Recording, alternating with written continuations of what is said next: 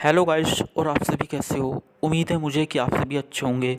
तो दोस्तों, आज की जो हमारी वीडियो है वो बीएससी थर्ड ईयर की जो फिजिकल केमिस्ट्री है उसकी यूनिट नंबर 1 के चैप्टर नंबर 2 की ये वीडियो है। जैसे कि हम पिछली वीडियो में अपनी यूनिट नंबर 1 के फर्स्ट चैप्टर को हम फिनिश कर चुके हैं, और आज की हमारी वीडियो है ये यूनिट नंबर 1 के चैप्टर नंबर 2 की ये वीडियो है। तो चलिए दोस्तों, आप सभी का ज़्यादा समय लेते हो, अपनी वीडियो को आगे बढ़ाते हैं।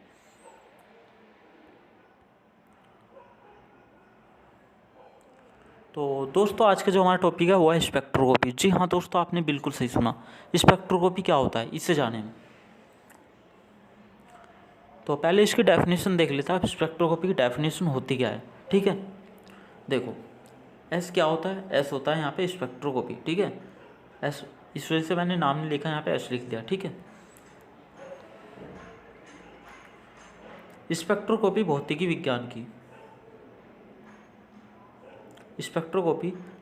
विज्ञान की एक शाखा है जिसमें पदार्थ द्वारा उत्सर्जित या अवशोषित विद्युत चुम्बकीय विकिरणों के स्पेक्ट्रम का अध्ययन किया जाता है। इस अध्ययन में पदार्थों की आंतरिक रचना का ज्ञान प्राप्त किया जाता है। इस शाखा में मुख्य रूप से वर्णक्रम का अध्ययन होता है। किसका अध्ययन होता है? वर्णक्रम का। स्पेक्ट्रोस्कोपी या स्पेक्ट्र विज्ञान कहलाती है, ठीक है। या फिर दूसरे शब्दों में इसकी डेफिनेशन है, मैंने 3 शब्दों में इसकी डेफिनेशन दे रखी है। विकिरण एवं पदार्थ के बीच अंतर क्रिया के अध्ययन को स्पेक्ट्रोमिक या स्पेक्ट्रोस्कोपी कहते हैं। इसका दूसरा नाम है स्पेक्ट्रोमिक। स्पेक्ट्रोस्कोपी का दूसरा नाम होता है स्पेक्ट्रोमिक। ये आपको पता नहीं होगा, मैंने आपको बता दिया, ठीक है। इसका दूसरा नाम होता है स्पेक्ट्रोमिक। क्वेश्चन यहाँ से निकल सकता है कि स्पेक्ट्रोस्कोपी का दूसरा नाम क्या होता है? स्पेक्ट्रोमिक, ठीक है। देखो, इसकी डेफिनेशन जो है ये सबसे बेस्ट है। दूसरे शब्दों में देखो, दृश्य प्रकाश का किसी प्रिज्म से गुजरने पर अलग अलग आवृत्तियों का अलग अलग रास्ते पर जाना ही क्या कहलाता है? स्पेक्ट्रोस्कोपी। देखो समझो, अब इसकी डेफिनेशन क्या कहती है। ये क्या है? एक प्रिज्म है, ठीक है। उस प्रिज्म से प्रकाश निकल रहा है, ठीक है जी।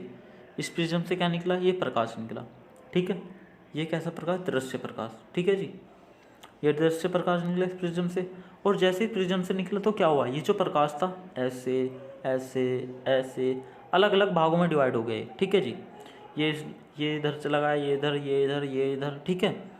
तो अलग अलग आवृत्तियों का अलग अलग रास्ते पर जाना, ये इधर चला गया, ये इधर चला गया, तो ये क्या कहलाता है? ये आपका कहलाता है स्पेक्ट्रोस्कोपी, ठीक है जी। इसका मैं आपको एक वो दिखाता हूँ, एग्जाम्पल।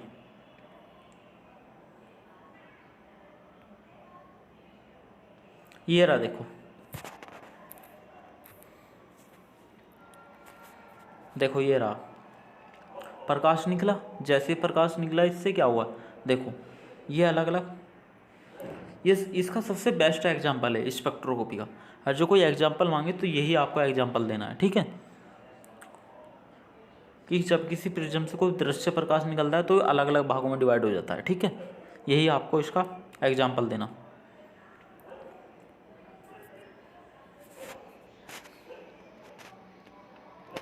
देखो, बाद में स्पेक्ट्रोस्कोपी शब्द के अर्थ का विस्तार हुआ, ठीक है। यानी कि पहले हमें पता नहीं था स्पेक्ट्रोस्कोपी क्या होती है, बाद में इसके शब्द का भी विस्तार हुआ। देखो, अब तरंग दैर्घ्य क्या होती है? आपकी लैम्डा।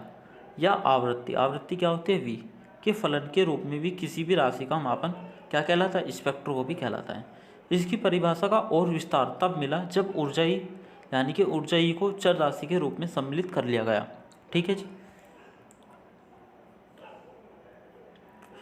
वी नाउ डैट, यानी कि हम जानते हैं, क्या जानते हैं? ऊर्जा और आवृत्ति के बीच में क्या संबंध होता है? होता है ई बराबर एच वी।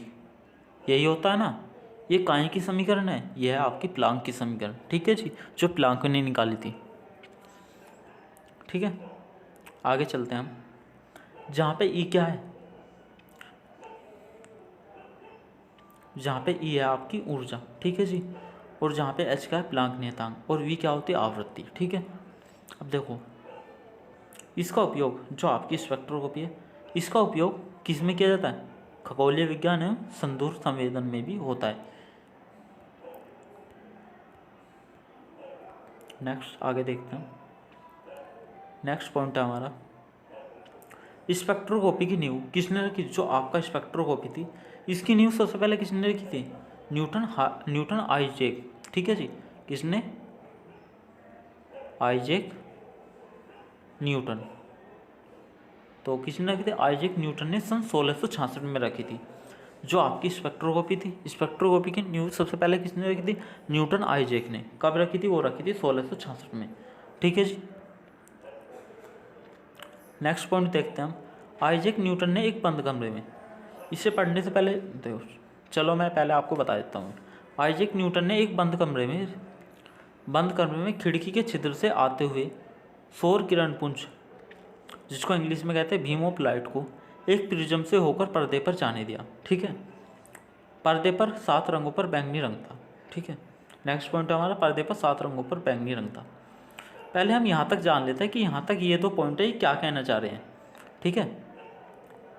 यहाँ से हम जान लेते हैं कि ये तीनों पॉइंट क्या कहना चाह रहे हैं। ठीक है। देखो, जो आपके न्यूटन आइजैक वैज्ञानिक थे, उन्होंने सन 1666 में स्पेक्ट्रोस्कोपी की नींव रखी। ठीक है जी, रखी। अब न्यूटन ने क्या किया? न्यूटन ने एक बंद रूम लिया, यानी कि एक बंद कमरा लिया। ठीक है। उसके अंदर एक खिड़की थी। ठीक है जी। अब इसके अंदर क्या किया न्यूटन ने? एक दृश्य प्रकाश, यानी कि जो आपका सूर्य का प्रकाश था, उसको डाला। ठीक है जी। और इस कमरे के अंदर एक प्रिज्म रखा। ठीक है। और इस प्रिज्म के सामने क्या रखा? एक पर्दा रखा। ठीक है जी, पर्दा रखा। ये जो जैसे प्रकाश, देखो, ये एक बंद रूम लिया न्यूटन ने। ठीक है। उसके अंदर एक खिड़की, उस रूम के अंदर क्या लगी हुई थी? एक खिड़की लगी हुई थी। और उस खिड़की से जैसे दृश्य प्रकाश अंदर गया और अंदर, ठीक है, रूम के अंदर गया, और इस रूम के अंदर क्या लगा था? एक प्रिज्म लगा हुआ था। ठीक है जी। और जैसे प्रकाश इस प्रिज्म पर टकराया, और प्रिज्म पर टकराने के बाद में और प्रिज्म से जैसे बाहर होकर निकला ये प्रकाश, ये कुछ इस प्रकार होकर किस पर आकर गिरा? ये इस पर, एक पर्दे पर, इस पर्दे पर आकर गिरा ये सारा प्रकाश। ठीक है जी, इस पर्दे पर गिरा। अब ये जो इस पर्दा है, जैसे इस पर्दे पर ये प्रकाश गिरा। ठीक है। अब देखो नेक्स्ट पॉइंट कहता है, पर्दे पर 7 रंगों पर बैंगनी रंग था। ठीक है जी। अब इस पर्दे पर ये सारा प्रकाश आकर गिरा, और इस पर्दे पर जो रंग था वो कितने प्रकार का था? वो था 7 प्रकार का। ठीक है जी। इस पर्दे पर आकर जो प्रकाश गिरा, ठीक है, वो कितने कितने भागों में डिवाइड होया था? वो डिवाइड होया था 7 में। कितनों में? 7 में होया हुआ था। ठीक है। नेक्स्ट पॉइंट देखते हैं अब हम। ठीक है जी। नेक्स्ट पॉइंट,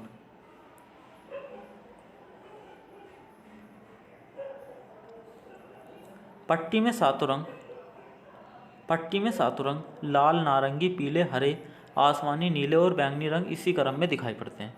ठीक है जी। इस पर्दे पर कितने प्रकार के रंग दिखाई दिए आपको? 7 प्रकार के। ठीक है। नेक्स्ट पॉइंट देखते हैं। न्यूटन ने इस पट्टी को स्पेक्ट्रम कहा। ये जो पट्टी थी, इस पट्टी पर 7 प्रकार के रंग आकर गिरे इस प्रिज्म से।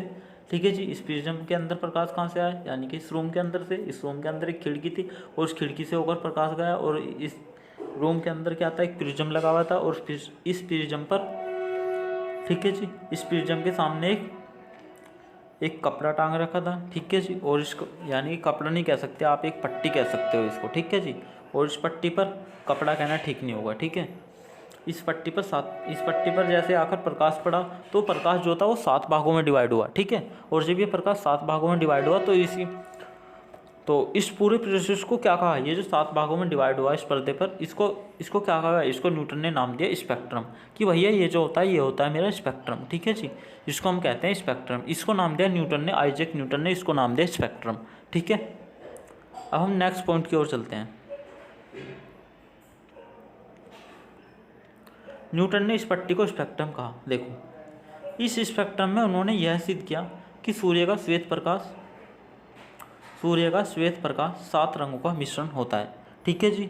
इस एक्सपेरिमेंट से क्या पता चला? इस एक्सपेरिमेंट से मुझे यह पता चला कि जो सूर्य का प्रकाश होता है वो 7 रंगों में डिवाइड होता है। ठीक है जी। कितने रंगों में? 7 रंगों में डिवाइड होता है वो। ठीक है। तो नेक्स्ट पॉइंट की ओर चलते हैं। नेक्स्ट पॉइंट देखते हैं क्या कहता है नेक्स्ट पॉइंट। ठीक है। बहुत समय तक स्पेक्ट्रम का अर्थ इसी सतरंगी पट्टी से ही लगभग लगाया जाता था। बाद में वैज्ञानिकों ने यह देखा कि सौर स्पेक्ट्रम के बैंगनी रंग से नीचे भी कुछ रश्मियाँ पाई जाती हैं, अब जो आँख से नहीं दिखाई पड़ती। अब जान लेते हैं ये पॉइंट क्या कहना चाह रहा है। देखो इस पॉइंट को समझो। बहुत समय तक स्पेक्ट्रम का अर्थ यही सतरंगी पट्टी से ही लगाया जाता। मतलब हम बहुत समय तक यही सोचते कि ये जो पट्टी है यही हमारा क्या है, यही हमारा स्पेक्ट्रम है। इसी पट्टी के आधार पर हम किसी भी स्पेक्ट्रम की गणना करते थे, ठीक है जी। इसी के आधार पर किसी भी स्पेक्ट्रम की पट्टी से ही एक अनुमान लगाया जाता था, ठीक है। अब देखो बाद में वैज्ञानिक ने यह देखा कि सौर स्पेक्ट्रम के बैंगनी रंग, देखो ये जो मेरा एक मिनट, ये जो मेरी पट्टी थी इस पर 7 प्रकार के रंग प्राप्त हुए थे, ठीक है जी। इसमें जो बैंगनी रंग था, कौन सा, जो बैंगनी रंग था, ठीक है, बैंगनी रंग था। इस बैंगनी रंग से नीचे, ये कहने की कोशिश की है इस पॉइंट ने कि इस बैंगनी रंग से नीचे भी कुछ राशियाँ पाई जाती हैं, राशि यानी कुछ राशियाँ पाई जाती हैं। अब सर जी एक मिनट, क्या पाई जाती है, एक मिनट, कुछ जो बैंगनी रंग है, इस बैंगनी रंग के नीचे, इस बैंगनी रंग के नीचे कुछ रस्सियाँ पाई जाती हैं। अब सर जी ये रस्सियाँ क्या होती है, रस्सियाँ होती है बेटा किरणें, ठीक है, कुछ किरणें पाई जाती हैं जो आँख से, जो हमें आँखों से नहीं दिखाई देती, ठीक है, बट किससे दिखाई देते हैं, जो हमारी फोटोग्राफिक प्लेट होती है उस पर दिखाई पड़ती है, दिखाई नहीं पड़ती सॉरी, उस पर प्रभाव डालते हैं, ठीक है जी। उस पर क्या करती है, उस पर प्रभाव डालती है, ठीक है। तो नेक्स्ट पॉइंट देख लेता हूँ, यही पॉइंट अभी, परंतु फोटो प्लेट पर प्रभाव डालती है और उनका फ़ोटो लिया जा सकता है। जैसे कि ये फ़ोटो प्लेट है, ठीक है जी, इस पर तो ये प्रभाव डालेंगे, ठीक है, बट ये हमें आँखों से देखने पर दिखाई नहीं देगी। अगर जो हम अपनी आँखों से देखेंगे ये हमें दिखाई नहीं देगी, बट ये क्या है, फोटो प्लेट, इस फोटो प्लेट पर ये प्रभाव डालती हैं, ठीक है। इन किरणों को पराबैंगनी किरणें कहा जाता है, इंग्लिश में कहते हैं अल्ट्रा वायलेट, ठीक है जी। इन किरणों को पराबैंगनी किरणें कहा जाता है। क्या कहा जाता है, पराबैंगनी किरणें, ठीक है जी। इन किरणों को नाम दिया गया पराबैंगनी किरणें, इन किरणों को कहा जाता है पराबैंगनी किरणें, ठीक है। अब हम नेक्स्ट पॉइंट देखते हैं, हमारा नेक्स्ट पॉइंट क्या कहता है। लाल रंग से ऊपर अवरक्त किरणें पाई जाती है। अब देखो, अब लाल रंग के ऊपर देखो, ये जो पट्टी थी इसके अंदर 7 प्रकार के रंग थे, ठीक है जी, 7 प्रकार के। ये जो हमारा प्रकाश था ये 7 भागों में डिवाइड हुआ, ठीक है। और इसमें जो नीले रंग की पट्टी थी, ठीक है जी, जो बैंगनी रंग की पट्टी थी, उससे नीचे जो किरणें पाई गई, कैसी किरणें पाई गई, वो पाई गई अवरक्त, अवरक्त नहीं, बैंगनी, ठीक है जी, पराबैंगनी जिनको कहते हैं, इंग्लिश में कहते हैं अल्ट्रा वायलेट, ठीक है जी। कैसी पाई गई, अल्ट्रा वायलेट किरणें पाई गई, ठीक है। और अब इसमें अब आ गई लाल रंग के ऊपर, ठीक है जी, ये जो मेरा लाल रंग था, ठीक है, इस लाल रंग के ऊपर कैसी किरणें पाई जाती है, इसके ऊपर पाई जाती है अवरक्त किरणें, ठीक है जी। अब लाल रंग के ऊपर भी अवरक्त किरणें पाई गई, ठीक है, लाल रंग के ऊपर अवरक्त किरणें पाई जाती है। तो नेक्स्ट पॉइंट देखते हैं, ये एक नोट पॉइंट है, इसको याद रखना, ठीक है, ये आपके किसी भी एग्जाम में आपकी हेल्प करेगा। रंगीन प्रकाश, अवरक्त, पराबैंगनी प्रकाश, एक्स किरणें, गामा किरणें, माइक्रो तरंगे तथा रेडियो तरंगे, सभी तरंगे कैसी होती है, ये जितनी प्रकार की आपकी तरंगे होती हैं ना, ये सारी होती है आपकी विद्युत चुंबकीय तरंगे, ठीक है जी। कैसी होती है, सारी होती है विद्युत चुंबकीय तरंगे। तो अब हमारा नेक्स्ट पॉइंट है, नेक्स्ट पॉइंट कहता है हमारा, पारे को उत्तेजित करने से जो हरे रंग की किरणें निकलती हैं, कैसे रंग की किरणें निकलती हैं, हरे रंग की। जब हम पारे को उत्तेजित करते हैं तो इसके अंदर से कैसे रंग की किरणें निकलते हैं, हरे रंग की, ठीक है जी, हरे रंग की किरणें निकलती हैं। उनकी तरंग देरी है, उनकी जो वेवलेंथ कितनी होती है, उसकी होती है 5461 एंगस्ट्रॉम, ठीक है, ठीक है जी। अब हम नेक्स्ट पॉइंट की ओर चलते हैं। अब विभिन्न वर्ण की रस्सियों को विभाजन रंग के आधार पर नहीं वर्ण तरंग देरी के आधार पर किया जाता है, ठीक है जी। अब से पहले क्या होता, आपसे पहले ये होता, जो हम स्पेक्ट्रम के बारे में पता लगा रहे थे, क्या कैसे कर रहे थे, ये जो स्पेक्ट्रम था इनके रंगों के आधार पर पता लगा रहे थे हम। ये जो प्रकाश था 7 रंगों में डिवाइड हुआ था, इनके रंगों के आधार पर हम पहले पता करते थे, ठीक है जी। अब ठीक है कि ये स्पेक्ट्रम कैसा है, ठीक है। और अब जो हम पता करते हैं, आप कैसे पता चलता है, इनकी जो तरंग दैर्घ्य है, ठीक है जी, कुछ किरणें इधर हो गई, कुछ इधर हो गई। अब ये जो किरणें हैं, इनकी तरंग दैर्घ्य है, जो इनकी तरंग दैर्घ्य होते हैं, उस तरंग दैर्घ्य के आधार पर हम स्पेक्ट्रम का पता लगाते हैं, ठीक है जी। अब उसके आधार पर किया जाता है, ठीक है। तो नेक्स्ट पॉइंट है हमारा, स्पेक्ट्रम विज्ञान का संबंध प्राय सभी प्रकार के विद्युत चुम्बकीय तरंगों से है, ठीक है।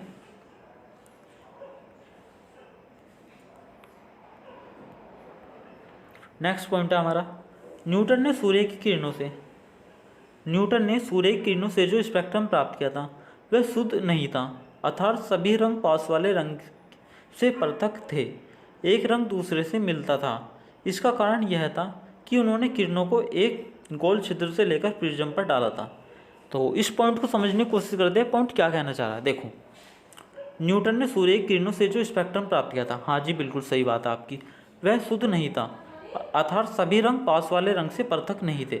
मतलब जितने भी पास वाले रंग थे, देखो इस पे 7 प्रकार के रंग डिवाइड हुए थे। जो प्रकाश था मेरा कितने भागों में डिवाइड हुआ था, वो है तो 7 भागों में, ठीक है जी, 5, 6 और 1 7, ठीक है। अब इस पॉइंट को समझने की कोशिश करो, क्या कहना है। देखो, सभी रंग पास वाले रंग से पृथक नहीं थे और एक रंग दूसरे से मिल रहा, मतलब सब जितने पास वाले रंग थे वे एक दूसरे से अलग नहीं थे, मतलब एक बिल्कुल मैच हो रहे थे एक दूसरे से, ठीक है। यानी कि अलग नहीं थे, पृथक नहीं थे, यानी कि एक दूसरे से बिल्कुल भी अलग नहीं थे और एक रंग दूसरे से मिल रहा था, ये वाला रंग और ये वाला, यानी कि एक दूसरे से मैच हो रहा था। ये कहने की कोशिश की है इस पॉइंट में, ठीक है। इसका कारण क्या था, इसका कारण यह था कि उन्होंने किरणों को एक गोल, जो देखो ये एक रूम था, ठीक है, यहाँ पे क्या थी, एक खिड़की थी, प्रकाश किससे निकाला, इससे। और प्रकाश कैसे निकाला, इसका मतलब है कि उन्होंने जो प्रकाश निकाला था वो एक गोल छिद्र, यानी कि एक गोल छिद्र से प्रकाश निकाला था अंदर, ठीक है। और जब वो इस प्रिज्म से होकर गया था बाहर, ठीक है जी, एक गोल छिद्र से लेकर प्रिज्म पर डाला था, ठीक है। यहाँ तक बात समझिए। अब नेक्स्ट पॉइंट की ओर चलते हैं। हम नेक्स्ट पॉइंट क्या कहने की कोशिश कर रहा है हमारा, तो इस पॉइंट को देखते हैं हम, ये पॉइंट क्या कहने की कोशिश कर रहा है, ठीक है। देखो, सन 1802 ईस्वी में वोल्स्टन ने गोल छिद्र के स्थान पर संकीर्णी झिर्री का प्रयोग करके शुद्ध स्पेक्ट्रम प्राप्त किया, ठीक है। तो पहले स्पेक्ट्रोस्कोपी की कब शुरुआत हुई थी, वो हुई थी आपकी 1666 में, ठीक है। किसने की थी, न्यूटन ने एक्सपेरिमेंट किया, और न्यूटन ने एक्सपेरिमेंट करने के बाद 1666 में बताया था कि पहला स्पेक्ट्रम प्राप्त किया था, ठीक है जी। अब उसके बाद में पता चलता है कि न्यूटन का जो आपका स्पेक्ट्रम था वो शुद्ध नहीं था, ठीक है जी। उसके बाद में क्या हुआ, फिर वोल्स्टन नाम के एक वैज्ञानिक आए, अब उन्होंने 1802 में अपना एक नया स्पेक्ट्रम दिया, ठीक है जी। ये पॉइंट यही कह रहा है, ठीक है। एक संकीर्ण झिर्री का प्रयोग करके शुद्ध स्पेक्ट्रम प्राप्त किया। इन्होंने क्या किया, जो न्यूटन ने जो कैसा छेद रखा था, न्यूटन ने रखा था जो हमारा जो रूम था, ठीक है, इस रूम के अंदर एक खिड़की थी। अब इससे जब न्यूटन ने प्रकाश गुजारता, वो कैसे उससे गुजारता, वो गुजारता उन्होंने गोल से, ठीक है। अब इसके स्थान पर क्या किया इन्होंने, जो आपके वोल्स्टन नाम के वैज्ञानिक थे, वोल्स्टन, अब वोल्स्टन ने क्या किया, इसके स्थान पे कैसा छेद रखा, वो रखा झिर्री, ठीक है ना, जिसको इंग्लिश में कहते हैं स्लिट, यानी कि संकीर्ण झिल्ली रखा था इन्होंने, इसको इंग्लिश में कहते हैं स्लिट, ठीक है। इसका प्रयोग किया इन्होंने इसके स्थान पे। अब नेक्स्ट पॉइंट को देखते हैं। आगे चलकर फ्रोनहोफर ने प्रिज्म की सहायता से शुद्ध स्पेक्ट्रम प्राप्त किए और समतल ग्रेटिंग का आविष्कार किया, ठीक है जी। अब समतल ग्रेटिंग क्या होता है, जो समतल ग्रेटिंग होता है वो एक दूसरा उपकरण है जिससे विभिन्न वर्ण की रश्मियों को परिक्षेपित कर देता है। ये पॉइंट को समझते हैं, पॉइंट क्या कहना चाह रहा है। जो हमारा जो समतल ग्रेटिंग होता है, समतल ग्रेटिंग जो होता है वो, देखो ये एक प्रिज्म है, ठीक है जी, इससे निकला प्रकाश, इससे जो जितने भी प्रकाश निकलता है ये अलग अलग भागों में डिवाइड हो जाता है, ठीक है जी। इस पूरे प्रकाश को क्या करता है, समतल जो ग्रेटिंग समतल होता है, समतल ग्रेटिंग, वो इस पूरे प्रकाश को फैलने नहीं देता, वो एक जगह इकट्ठा कर देता है इस पूरे प्रकाश को, ठीक है जी। ये पॉइंट यही कह रहा है, ठीक है। वर्ण की राशियों को प्रक्षेपित कर देता है, जो विभिन्न वर्ण यानी कि विभिन्न रंगों की जितनी भी राशियाँ होते हैं उनको प्रक्षेपित कर देता है। अब नेक्स्ट पॉइंट की ओर चलते हैं।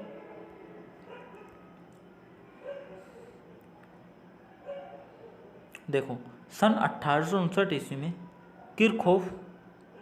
किरखोफ और बुनसन बहुत से शुद्ध तत्वों से, यानी कि बहुत सारे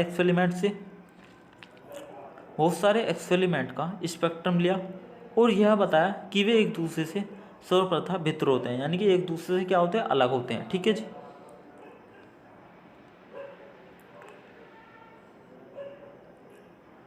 किरचॉफ और बुनसन ने यह भी सिद्ध किया कि कोई पदार्थ उत्तेजित होने पर जिस वर्ण की राशियाँ दे सकता है, जिस वर्ण की राशियाँ दे सकता है, पर केवल उसी वर्ण की राशियों को अवशोषित भी कर सकता है। ठीक है, चलो जी इस पॉइंट को समझते हैं, पॉइंट क्या कहने की कोशिश कर रहा है। ठीक है, किरचॉफ और बुनसन ने यह भी सिद्ध किया कि कोई पदार्थ उत्तेजित होने पर, देखो ये क्या है, ये एक पदार्थ है। ठीक है जी, जब इस पदार्थ को हम उत्तेजित करते हैं, उत्तेजित किया तो क्या करेगा, ये वन रसिया दे सकता है। ठीक है ना। अब वर्ण क्या होता है, वर्ण होता है आपका रंग। ठीक है जी, और रसिया क्या होता है, रसिया होती है आपकी जो होती है रसिया, वो होती है आपकी किरणें। ठीक है जी, यानी कि जितने प्रकार के रंग की, जितने भी रंगों की ये किरणें दे सकता है। ठीक है जी, तो जैसे ये ठंडा होगा यानी कि कम ताप पर केवल उसी वर्ण की रश्मियों को अवशोषित कर, यानी कि जैसे ये ठंडा होगा, आपने ज़्यादा टेम्परेचर दिया इसको तो क्या हुआ, ये गर्म हो गया एकदम से। जैसे गर्म हुआ क्या हुआ ये, ठीक है जी।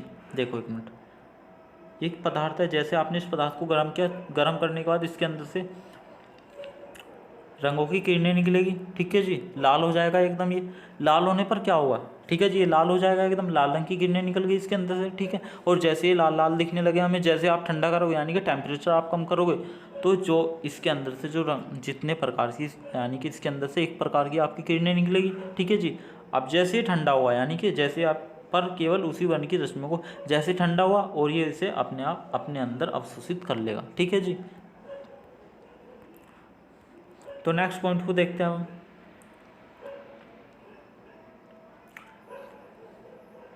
किसी ठोस पदार्थ को इतना गर्म किया जाए, किसी ठोस पदार्थ को इतना गर्म किया जाए कि वह तीव्र चमक देने लगे, वह तीव्र चमक देने, उससे जो स्पेक्ट्रम प्राप्त होता है उसे सतत स्पेक्ट्रम, इंग्लिश में कहते हैं कॉन्टिन्यूस स्पेक्ट्रम कहते हैं। ठीक है, उदाहरण है बिजली का बल्ब, सूर्य से ऐसा ही प्राप्त होता है। ठीक है, अब इस पॉइंट को समझने की कोशिश करते हैं, पॉइंट क्या कहता है। देखो, किसी ठोस पदार्थ को इतना गर्म किया जाए, देखो यही वाला है जो अभी मैंने बताया। ठीक है, ये ठोस पदार्थ है, इसे आपने बिल्कुल गर्म कर दिया। ठीक है जी, गर्म कर दिया आपने। ठीक है, बिल्कुल आपने गर्म कर दिया इसको। ठीक है, और इससे जो स्पेक्ट्रम प्राप्त होगा, ठीक है, बिल्कुल आपने इसको क्या किया, गर्म कर दिया। ठीक है, और इससे जो स्पेक्ट्रम प्राप्त होगा उस स्पेक्ट्रम को हम कहेंगे कॉन्टिन्यूस स्पेक्ट्रम, यानी कि हिंदी में कहते हैं सतत स्पेक्ट्रम। ठीक है जी, सतत स्पेक्ट्रम। ठीक है, जैसे फॉर एग्जांपल है बिजली के बल्ब, सूर्य से ऐसा ही प्राप्त होता है, सूर्य ऐसे ही स्पेक्ट्रम प्राप्त होता है। ठीक है जी, तो ये देखो ये बिजली का बल्ब है। ठीक है जी, इससे जो निकलने वाला आपका ये कौन सा स्पेक्ट्रम है, इससे जो स्पेक्ट्रम प्राप्त हो रहा है ये आपका जो स्पेक्ट्रम है ये है आपका। ठीक है जी, ये आपका एग्जाम्पल हो गया।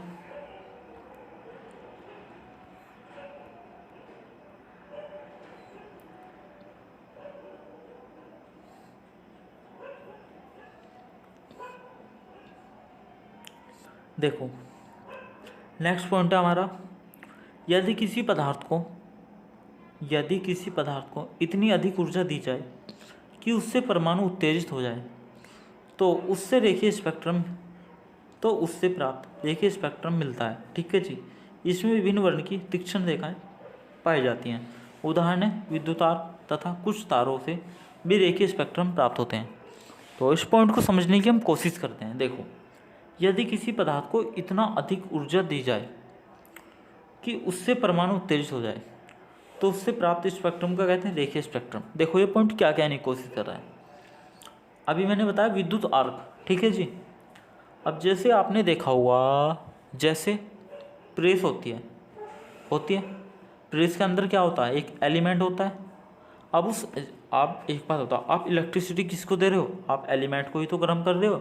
और एलिमेंट क्या कर रहा है, एलिमेंट के अंदर जो बाहर परमाणु है, ठीक है, एलिमेंट किसके अंदर है, परमाणु के अंदर है। जो आपका परमाणु है वो यानी कि वो गर्म हो रहा है, जो आपका प्रेस का लोहा है उसे कौन गर्म कर रहा है, एलिमेंट्स। ठीक है जी, ठीक है। तो नेक्स्ट पॉइंट क्या, हम चलते हैं नेक्स्ट पॉइंट। सतत स्पेक्ट्रम में विभिन्न वर्ण की पट्टियाँ एक दूसरे से मिली जुली रहती हैं, उनकी कोई सीमा नहीं पाई जाती है। ये सतत स्पेक्ट्रम का पॉइंट है, सॉरी पहले निकला था मुझे, ठीक है। चलो नेक्स्ट पॉइंट की ओर देखते हैं। स्पेक्ट्रम की एक तीसरी श्रेणी भी होती है। स्पेक्ट्रम की एक तीसरी श्रेणी भी होती है। यदि किसी गैस को कम ताप पर विद्युत विसर्जन किया जाए, यदि किसी गैस में कम दबाव पर विद्युत विसर्जन किया जाए तो वह गैसें उत्तेजित होकर सपाट स्पेक्ट्रम देती है। कैसा स्पेक्ट्रम देती है? वे देती है सपाट स्पेक्ट्रम, ठीक है जी। इस स्पेक्ट्रम में एक दूसरे से पृथक बहुत पट पाए जाते हैं। इस पॉइंट को समझने की कोशिश करते हैं। पॉइंट क्या कह रहा है, देखो। स्पेक्ट्रम की एक तीसरी श्रेणी भी होती है। यदि किसी गैस को कम दबाव पर विद्युत विसर्जन किया जाए, ये गैस है, इस गैस को आपने क्या किया, कम दबाव पर, यानी कि कम दबाव दिया आपने, इसको कम प्रेशर दिया, ठीक है, बहुत ही कम। और क्या क्या फिर तुमने इसके अंदर आपने इलेक्ट्रिसिटी प्रवाहित की, ठीक है जी। जैसे इलेक्ट्रिसिटी प्रवाहित की तो इसका विसर्जन किया गया, ठीक है जी। तो इसके अंदर से गैसें उत्तेजित होने लगी, और जब उत्तेजित हुई तो उसके अंदर जो स्पेक्ट्रम बना उसको हम कहते हैं सपाट स्पेक्ट्रम, ठीक है जी। उसको हम कौन सा स्पेक्ट्रम कहते हैं? उसको कहते हैं हम सपाट स्पेक्ट्रम, ठीक है।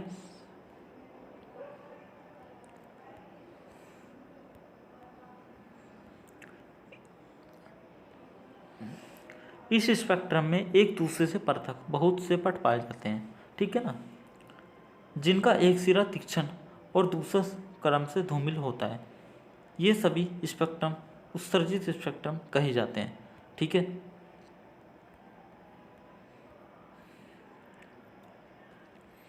नेक्स्ट पॉइंट है हमारा, यदि किसी नली में सोडियम की भाप भरी हो और उसके भीतर बल्ब का प्रकाश भेजकर बहिर्गत प्रकाश का स्पेक्ट्रम लिया जाए तो उसके पीले भाग में दो काली रेखाएं पाई जाती है, ठीक है जी। इसका कारण यह है कि सोडियम स्वयं उत्तेजित होने पर एक ही स्पेक्ट्रम देता है, ठीक है। तो हम जान लेते हैं इसको, ये क्या कहने की कोशिश कर रहा है, ठीक है जी। अब देखो पहली लाइन पढ़ो। यदि किसी नली में सोडियम की भाप भरी हो, देखो ये क्या है, ये सोडियम की नली है, ठीक है। इसके अंदर किसकी भाप भरी है? सोडियम की, ठीक है जी। और प्लस इसके अंदर और क्या भरा है, ठीक है। एक मिनट, नेक्स्ट पॉइंट देखते हैं अब हम। नेक्स्ट पॉइंट क्या है हमारा, ठीक है जी। नेक्स्ट पॉइंट कहता है हमारा, देखो पहले नेक्स्ट पॉइंट पढ़ते हैं। यदि किसी नली में सोडियम की भाप भरी हो और उसके भीतर से बल्ब का प्रकाश भेजकर बहिर्गत प्रकाश का स्पेक्ट्रम लिया जाए तो उसके पीले भाग में दो काली रेखाएं पाई जाती है, ठीक है जी। इसका कारण यह है कि सोडियम स्वयं उत्तेजित होने पर रेखीय स्पेक्ट्रम देता है, ठीक है। इस पॉइंट को जानने की कोशिश करते हैं, पॉइंट क्या कहना चाह रहा है, ठीक है जी। पहले यहाँ तक जानते हैं इसके बारे में। देखो ये नली है, ठीक है जी। इस नली के अंदर मैंने क्या करा, इस नली के अंदर मेरी सोडियम गैस है, ठीक है जी। सोडियम की मैंने इसके अंदर भाप डाल रखी है, ठीक है।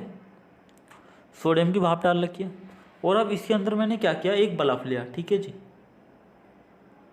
और इस बल्ब का जो प्रकाश है, क्या प्रकाश, इस बल्ब का मैंने इसके अंदर प्रकाश डाल दिया, ठीक है जी। इसके अंदर मैंने प्रकाश डाल दिया, ठीक है।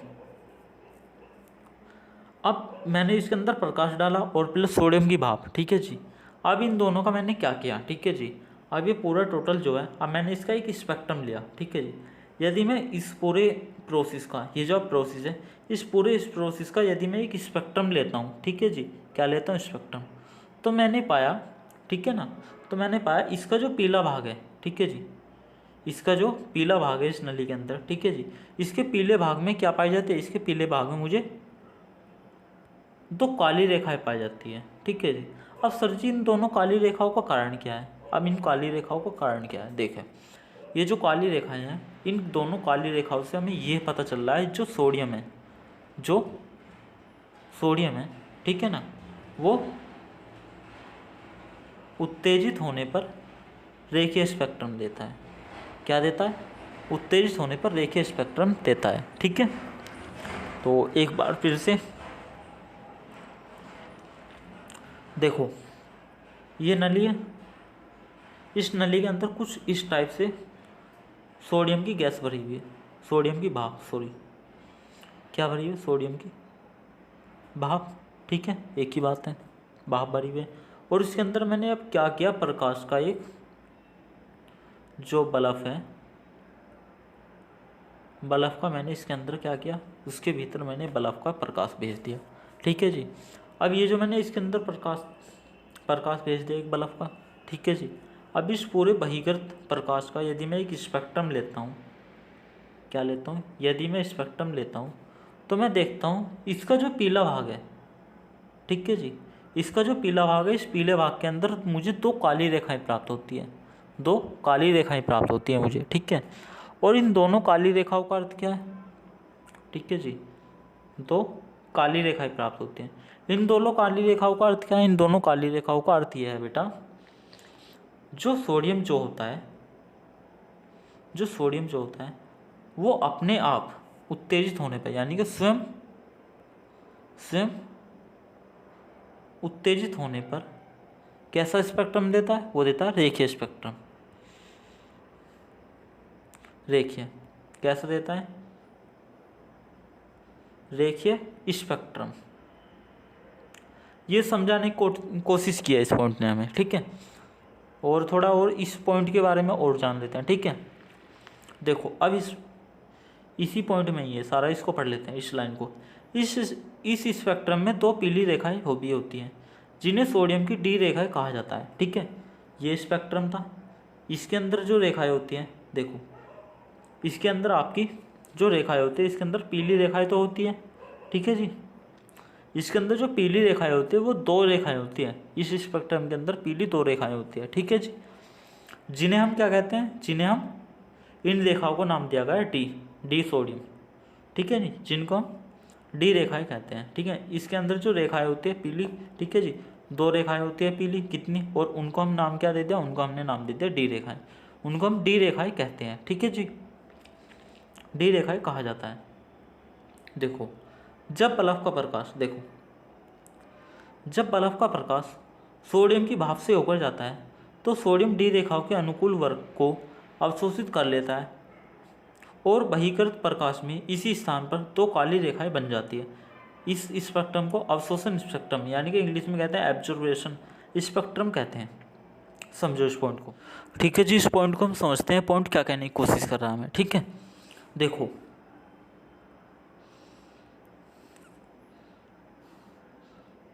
ये नली है, ठीक है जी, इस नली के अंदर सोडियम की वाष्प भरी हुई है। ठीक है, सोडियम की वाष्प है, और ये जो एक बल्ब था, जैसे इस बल्ब का प्रकाश गया इसके अंदर, ठीक है जी, इस बल्ब का प्रकाश डाला हमने इसके अंदर, ठीक है, डाल दिया जी, आपने डाल दिया, और ये कैसी रेखाएं थी, इसके अंदर दो रेखाएं प्राप्त हुई हमें पीली। ठीक है जी, दो पीली रेखाएं हमें प्राप्त हुई। ठीक है जी, ठीक है, तो ये जो हमें दो पीली रेखाएं प्राप्त हुई, ये जो हमारा जो प्रकाश था, जैसे प्रकाश इसके अंदर आया तो ये दो चीज़ में कन्वर्ट हो गया, काली रेखाएं। ठीक है जी,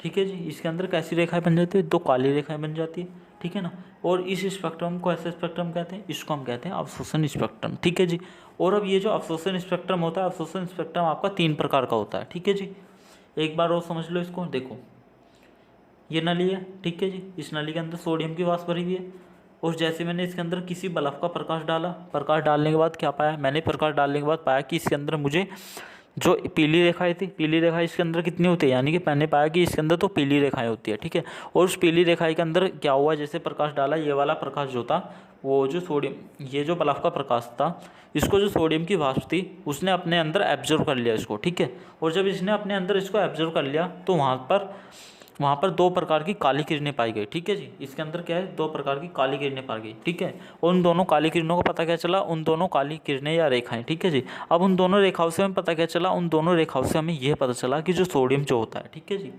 जो सोडियम होता है, ठीक है। सोडियम जो होता है वो सोडियम अपने आप को स्वयं को, ठीक है ना, स्वयं उत्तेजित होने पर रेखीय स्पेक्ट्रम देता है, ठीक है। तो चलिए अब हम आगे देखते हैं इस पॉइंट को, ठीक है।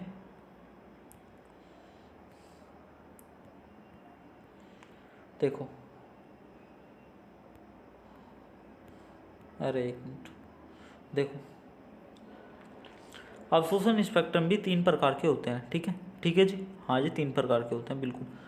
जिस अवशोषण स्पेक्ट्रम में काली रेखाएं पाई जाती हैं, कैसी रेखाएं, यानी कि जिस अवशोषण स्पेक्ट्रम में कैसी रेखाएं पाई जाती है, काली रेखाएं, काली रेखाएं पाई जाती हैं, उन्हें रेखीय अवशोषण स्पेक्ट्रम कहते हैं, ठीक है जी, बिल्कुल ठीक है। यानी कि जिनके अंदर आपकी, जिन अवशोषण स्पेक्ट्रम के अंदर आपकी कैसी रेखाएं पाई जाती है, काली रेखाएं, उन्हें हम क्या कहते हैं, उन्हें हम कहते हैं, ठीक है जी, जिन अवशोषण स्पेक्ट्रम में काली रेखाएं पाई जाती हैं उन्हें हम रेखीय अवशोषण स्पेक्ट्रम कहते हैं। क्या कहते हैं, रेखीय अवशोषण स्पेक्ट्रम। जिनमें काले बैंड पाए जाते हैं उन्हें बैंड अवशोषण स्पेक्ट्रम, और जिनमें थोड़ा सा अधिक सतत क्षेत्र ही अवशोषित हो जाता है उन्हें हम सतत अवशोषण स्पेक्ट्रम कहते हैं, ठीक है जी। तो नेक्स्ट आगे देखते हैं अब हम, ठीक है। आगे वाला पॉइंट है हमारा, स्पेक्ट्रम प्राप्त करने के लिए जिन उपकरणों का प्रयोग किया जाता है। देखो, स्पेक्ट्रम को प्राप्त करने के लिए जिन उपकरणों का उपयोग किया जाता है उन्हें हम क्या कहते हैं, उन्हें हम कहते हैं स्पेक्ट्रम दर्शी, ठीक है जी। क्या कहते हैं उनको, हम स्पेक्ट्रम दर्शी कहते हैं। स्पेक्ट्रम को प्राप्त करने के लिए जिन उपकरणों का प्रयोग किया जाता है उनको हम स्पेक्ट्रम दर्शी कहा जाता है, ठीक है जी। स्पेक्ट्रम दर्शी और स्पेक्ट्रम लेखी कहते हैं, ठीक है जी। तो नेक्स्ट हेडिंग है हमारी रसीम स्रोत। रसीम स्रोत क्या होता है, ठीक है। इस स्पेक्ट्रम जो होता है आपके, स्पेक्ट्रम 3 प्रकार के होते हैं, ठीक है जी। रेखीय, पटदार तथा सतत, ठीक है जी। पटदार स्पेक्ट्रम में पट बैंड पाए जाते हैं, कैसे पाए जाते हैं, पट बैंड, ठीक है जी, जिनका एक किनारा धूमिल और तीक्ष्ण होता है, ठीक है जी। उनका एक किनारा, यानी कैसे पाए जाते हैं, देखो रेखीय, पटदार तथा सतत, ठीक है जी। अब पटदार स्पेक्ट्रम की हम बात करते हैं, पटदार, ठीक है जी। पटदार स्पेक्ट्रम में क्या पाए जाते हैं, पट बैंड, ठीक है जी, पट बैंड पाए जाते हैं, जिनका एक किनारा क्या होता है, धूमिल, और दूसरा क्या होता है, एक किनारा तो धूमिल और दूसरा क्या होता है, दूसरा किनारा होता है आपका तीक्ष्ण, ठीक है जी। किसके अंदर पाए जाते हैं, ये आपके पाए जाते हैं पटदार स्पेक्ट्रम में, ठीक है जी। सतत स्पेक्ट्रम में सभी वर्ण की राशियाँ एक दूसरे से संलग्न रहती हैं, ठीक है जी। रेखीय स्पेक्ट्रम में काली रेखाएं पाई जाती है, देखो केल लिख रहा, केल का अर्थ है बेटा काली रेखाएं पाई जाती हैं, ठीक है जी। अब हम नेक्स्ट पॉइंट की ओर चलते हैं, सॉरी नेक्स्ट पॉइंट है हमारी न्यू हेडिंग है स्पेक्ट्रोलेखी, ठीक है जी। स्पेक्ट्रोलेखी विभिन्न प्रकार के रसीम स्रोतों से जो राशियाँ निकलती हैं उनकी स्थायी स्पेक्ट्रम प्राप्त करने के लिए, यानी कि उनका स्थायी स्पेक्ट्रम प्राप्त करने के लिए, देखो विभिन्न प्रकार की रसीम स्रोतों से जो राशियाँ निकलती हैं उनका स्थायी स्पेक्ट्रम प्राप्त करने के लिए स्पेक्ट्रोलेखी काम में लाए जाते हैं। प्रत्येक स्पेक्ट्रोलेखी में लाया हुआ प्रक्षेपण संयंत्र विभिन्न वर्ण की मिश्रित राशियों के पृथक कर देता है।